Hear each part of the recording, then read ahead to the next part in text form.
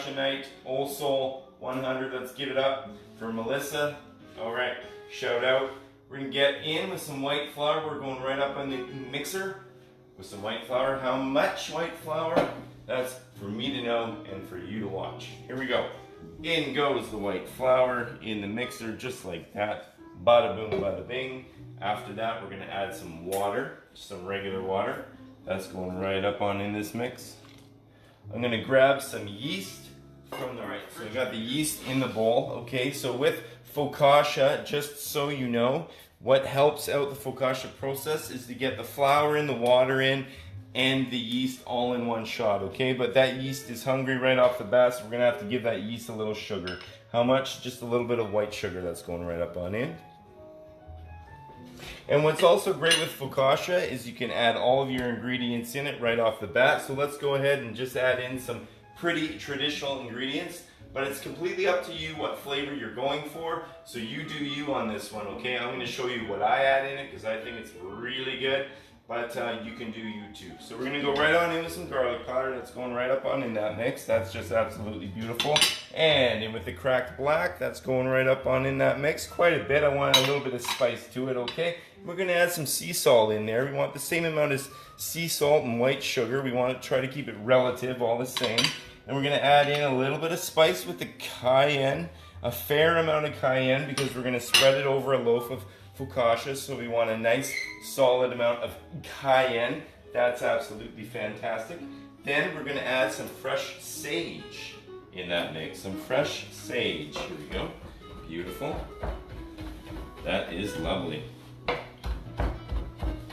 The reason why I'm using sage right now is because I've got lots of sage in the garden. So we're gonna throw that up in the mix right away. And also, I do like my thyme.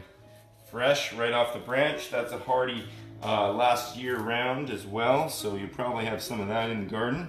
And we're gonna use that up. I'm gonna remove it off the stem and just give it a nice rough little chop, okay?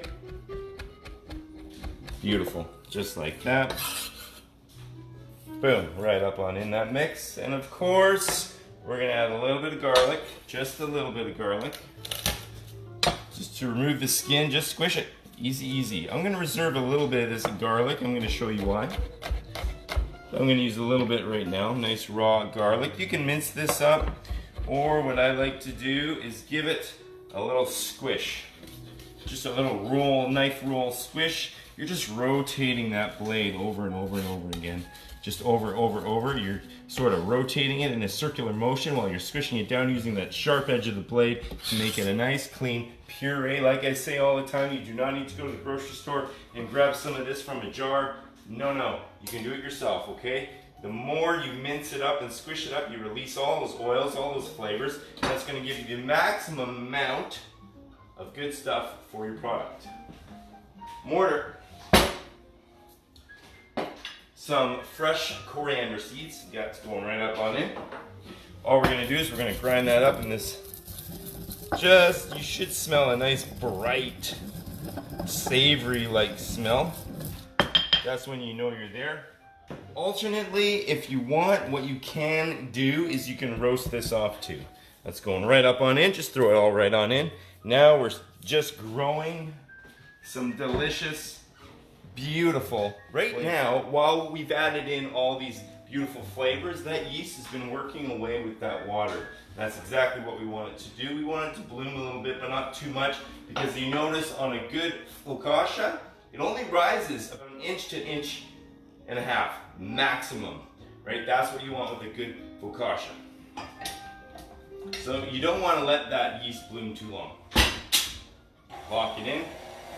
Let that mixer just go off and have a good time. So you're just gonna knead it just a little bit. You're gonna just knead, and how I like to knead, just in case you wanna know, obviously I've got flour on the board, that's the goal. You wanna just grab the sides and you wanna just shove it into the middle, okay?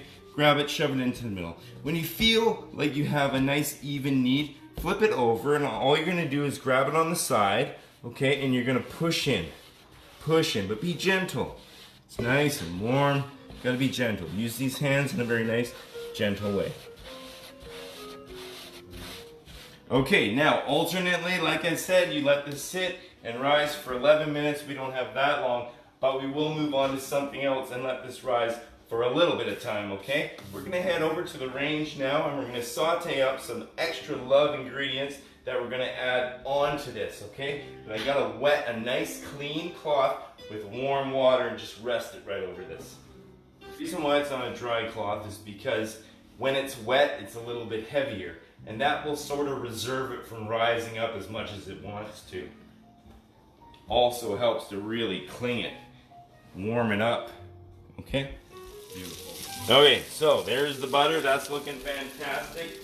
Now, once it's like slightly brown, I'm gonna shoot it with a little olive oil, okay? The reason why I add a little bit of olive oil into that right off the bat is because I don't want it to burn. You don't want to burn the butter. It's never a good thing. Let's add these onions in that mix. We're on a medium heat right now. A direct medium heat. Boom, in goes your mushrooms. Just like that. Boom, boom. And heads up to the camera. Intermingle those nice juices amongst each other, just like that. Always add a little extra salt in that mix. Mushrooms love the butter, okay? Don't be shy on the butter with mushrooms. The idea here is the focaccia has to go in the oven. So these mushrooms only need a little bit. Any longer, they'll be mushy, they'll release all their water, then all of a sudden that focaccia will have layers of water and moisture on top. Oh, we don't want that. Let it sit, it's fine. Oven, the range is off. The oven's on at 425, all ready to go. Let's head on over and roll out some dough. Let's use these hands.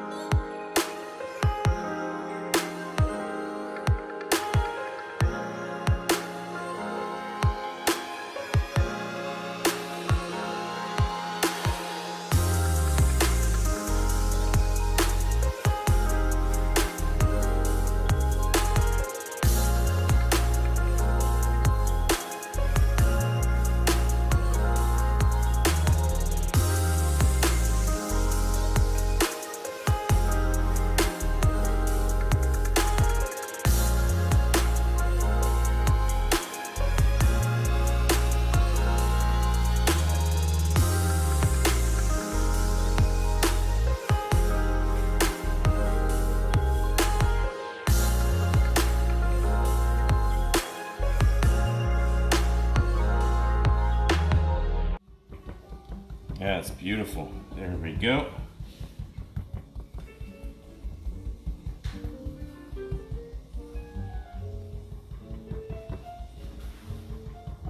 Okay, so the reason why, what will happen now is I'm going to add those ingredients. Those ingredients will naturally want to fall straight into those little dimples. Okay, that's the object. And then everything else around it will just grow slightly, and then you got this nice, really beautiful looking rustic focaccia bread. Let's go grab those ingredients.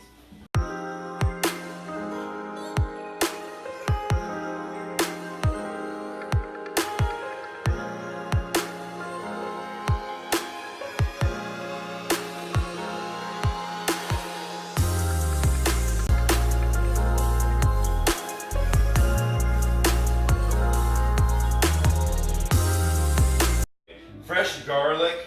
The juices of this have now released after I've opened it up. I'm just gonna gently rub the edges of the focaccia, just like this, and that's gonna just give it that little extra crunch around the edge with a little extra flavor.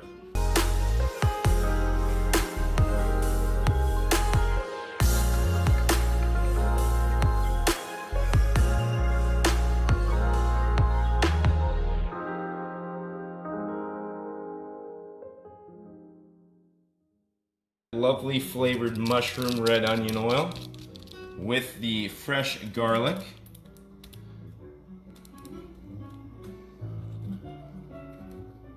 But no, we're not done, okay? I know you want me to be all wrapped up, but we're not. I'm not ready to go yet. I'm not ready to leave you guys yet. Because I'm going to leave you hanging if I do.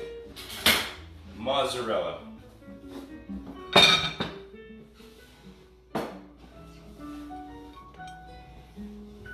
We don't want a lot, we just want a little, because remember, we want that bread to rise around our ingredients.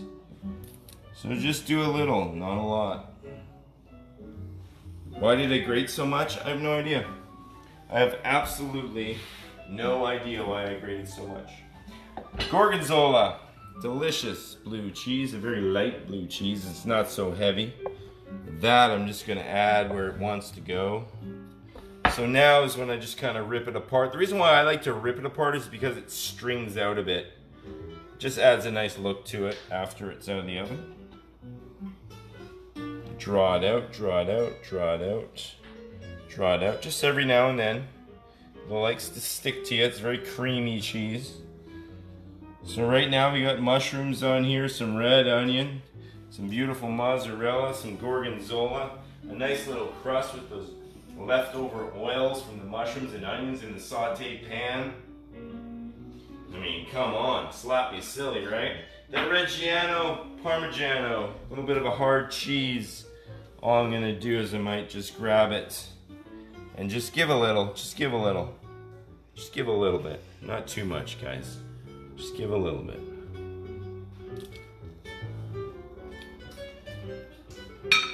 I don't think it needs anything else. I think it's looking absolutely fantastic. This is gonna go directly into the oven at 425 degrees for about 15 minutes. Let's go to the oven.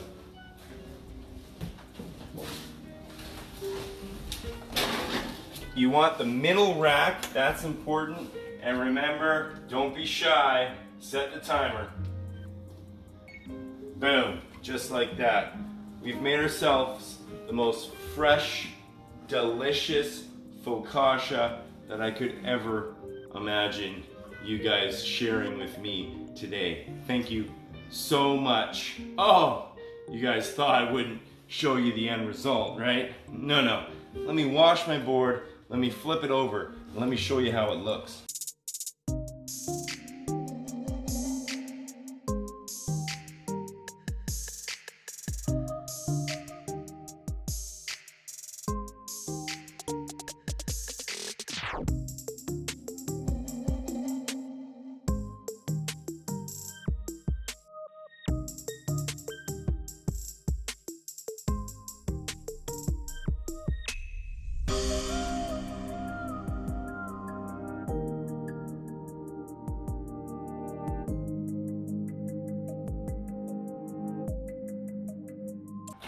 Let's slice a little up for me and for you.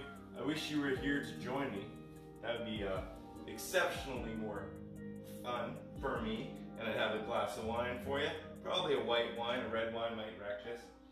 But then we can hang out, have a nice smooth conversation, listen to some jazz.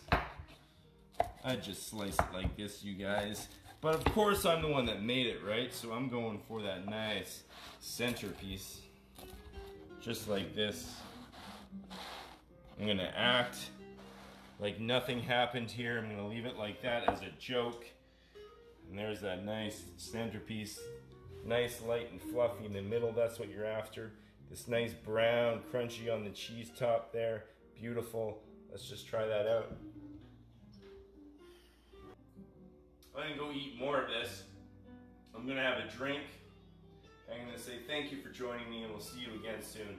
Old Soul Food, you guys rock. I really appreciate all the love. We'll see you again soon. Focaccia with a hole in it. See you later.